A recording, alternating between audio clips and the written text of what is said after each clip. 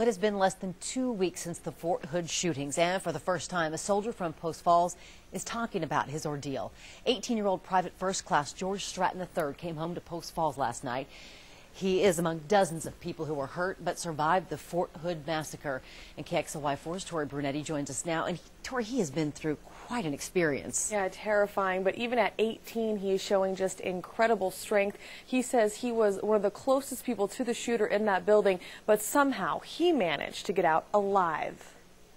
I'm still trying to understand it. Private First Class George Stratton III is home, hundreds of miles away from Fort Hood, but the distance between him and the military base doesn't dim the vivid memories of what happened. I just know that I'm lucky that I'm not dead and that I came out with just a shoulder wound. Stratton says he was sitting right next to the entrance the shooter came through. He was so close, the sound of the first 15 rounds was deafening. My ears are ringing. It was so close. I didn't know where the shooting was come from, but it was loud. It was really loud. After those first rounds, Stratton saw his staff sergeant laying on the ground. He was already bleeding. I saw blood coming from him, and he was on the ground crawling. He tried to help him, but he met the eyes of the shooter, realized he was the next target. And he just got done loading his magazine, and he looked at me, and then he followed right with his eyes with his weapon. In that moment, Stratton says he saw a man determined to shoot as many soldiers as possible. He was shooting people that were on the ground already.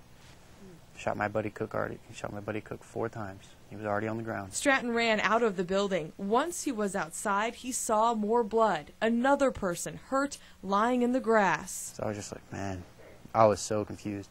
I didn't know what was going on. Stratton walked about 100 yards to the next building, looking for help. The adrenaline kicked in and pretty much cut the pain off for a while.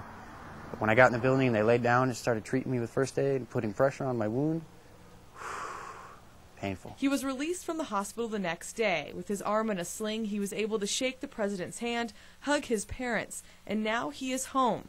That's where he considers himself lucky. He has friends still in the hospital, friends who were sitting right next to him that he saw shot multiple times. All I know is that when I got hit, I think God was with me. And PFC Stratton says he is hoping he can stay home long enough to celebrate Christmas with his family. He says his shoulder is healing, but he still thinks that he might need surgery. In the newsroom, Tori Brunetti, KXLY4 HD News.